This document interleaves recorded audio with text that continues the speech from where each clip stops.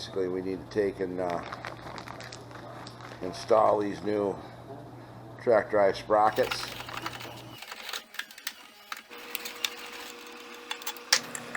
You take 2 drive gears off.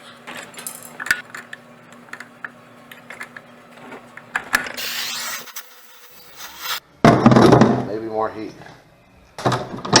Oh, they're just breaking teeth off it now. That's not good. This is the fun of working on these things. Okay, we got the gear off.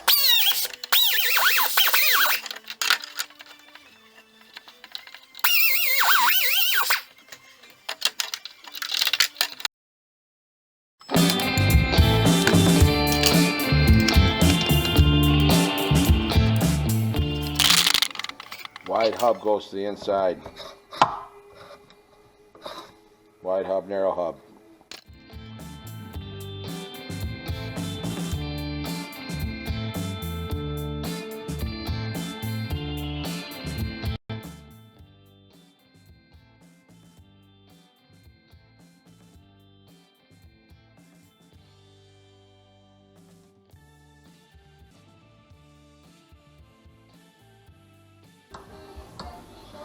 See how the right tools make the job so much easier? Look at that, right tool, right job, wrong job, right job.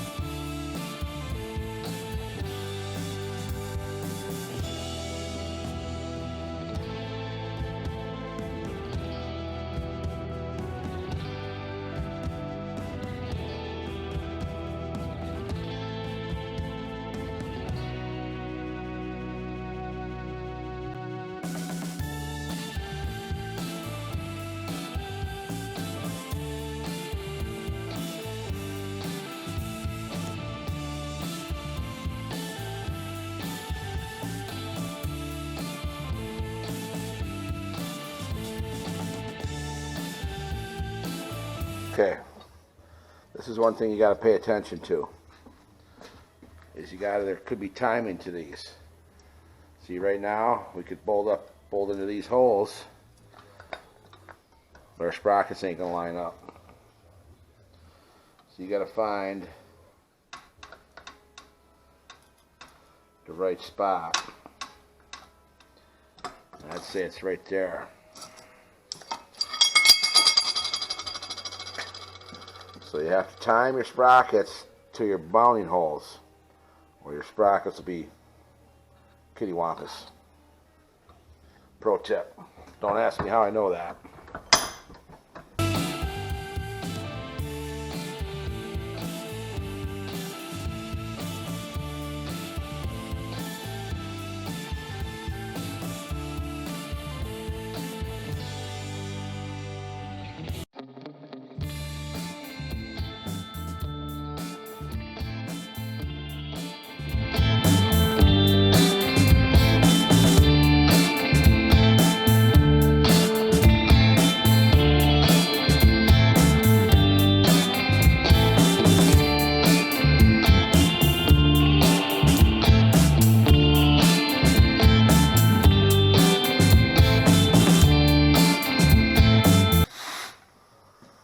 Okay, we got our drive shaft assembly all put back together with sprockets. We don't have no bearings going in our flanges. We'll just double check all our parts. We got our outside flanges. We got our carriage bolts for that. We got our drive side flanges, our chain case side flanges. This is the gasket. So how this goes is bearing goes between the collars. this O-ring goes around the bearing to seal up between the seam of the collars so oil doesn't sneak through there, I guess. And then this seals to the side of the chain case cover. And then of course lock collar and that shit goes on there. Held in with 3 more carriage bolts. And then goes on your gear shoulder to the inside. And the washer out here. And then not the bolts hold it on. And then you got your drive chain connected up to your top sprocket, which is held on by a big fat washer and another bolt. And we got our little bolt taken out for our eccentric to loosen the chain. We got our chain case cover bolts updated with the new steel rubber washers to seal up where the holes go through the chain case and bolt that on. This is what's done in the past to try to solve the problem. I don't know what this is. This is like maybe a piece of gasket material or something. It's almost like I got tin inside of it or something. And then this is just a chunky piece of rubber that oil eats apart. Neither have worked. So that's it. Go get some parts. Now while it's out, you got to go through the track, look that over. 72 up to 72 is a full cleat track, which was kind of problematic because they would break. They went to a 2/3 cleat track, which was a cleat from here to here on this one, and from here to here on that one. Let the track flex a bunch before it would break the cleats. But it also had internal drives, which it doesn't. These drive on the cleats, so that's why you got to have full cleats. Big upgrade in 73. But basically you go through here and you look for broken cleats. Usually they're broken the center belt. As you go through there, you look for bad rivets that have fallen out. This side looks pretty good.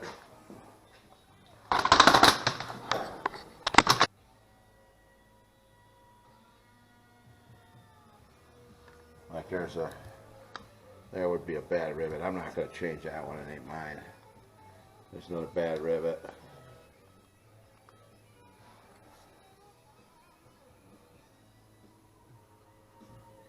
There's another one that's shot.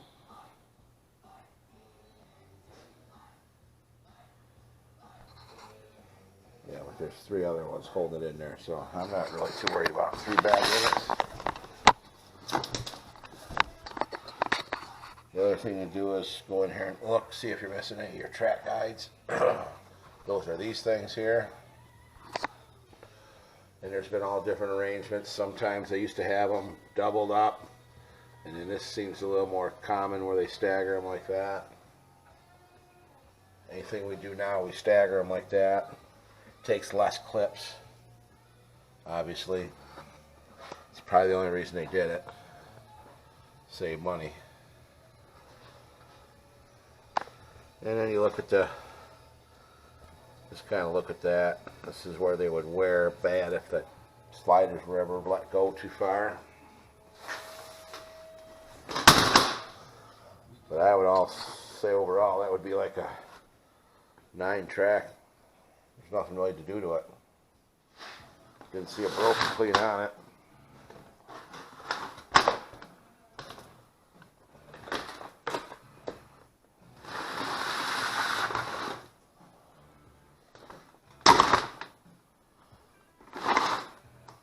Yeah, run it. Okay, look at the skid frame here. Got the other axle out. Gonna clean them up a little bit, grease them up so they pivot in there. Blasted the track tension adjustments. We're not going to play with them unless we absolutely have to. We'll put it back together just the way it was. High facts. got worn down a little bit. Probably should change them, but the amount of riding this thing's going to get, it's going to probably last for the amount of time the guy's alive that owns it. So I'll probably let that go. I think I'm going to get a new shock. We're going to get that from the same place we got to get the drive bearings from, so that'll be just the price of the shock. I'm afraid I'll be already paid on that. And that's about all until we get some parts. Okay, we got this shaft getting set up here. This is how this goes. This is going to be the typical tin flange bearing, little lock collar. This is going to, shaft's going to go through the firewall. That's going to go on inside the chain case. This is going to seal up against the chain case. This O-ring goes between on the outside of the bearing, between the flanges to seal up there, and then the sprocket goes on.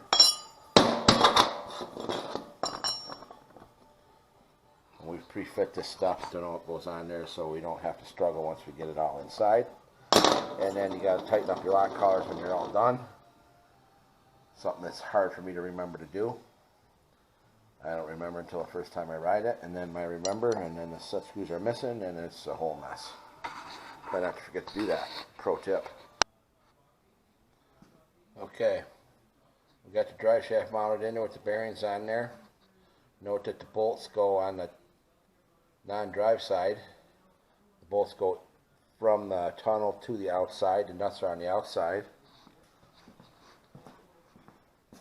And the chain case side is the opposite. The heads are to the chain. Bolt nuts or threads are to the track. And we got our gasket in there, and we just got to tighten everything up. Okay, we got our drive sprockets on there. We got our drive chain in there. And to tighten this up, there's an eccentric in there.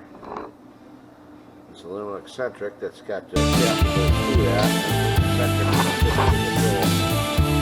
Pipe there.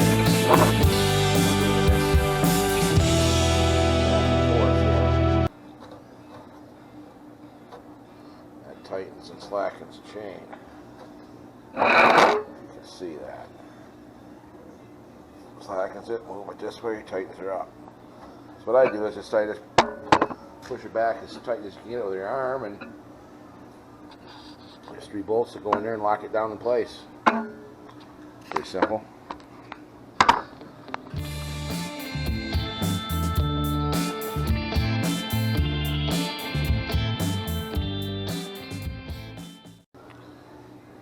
Okay, we got a cleaned up chain case cover. Loosened up both plugs. This one's already been repaired once. Somebody's brazed them in there. Basically, we loosen them up so in case these break loose. I guess you do it before you get it mounted. Don't know why we really do it. And this just sits in there like that. And you got your screws with your new rubber gaskets go on there.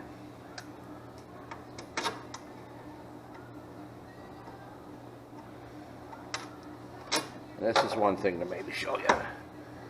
You're trying to go in here through this cover, and you gotta, this is what you're aiming for. You gotta stick that in the hole.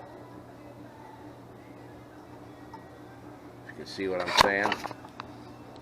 It's a hard little thing to get the bolt to start. You're looking.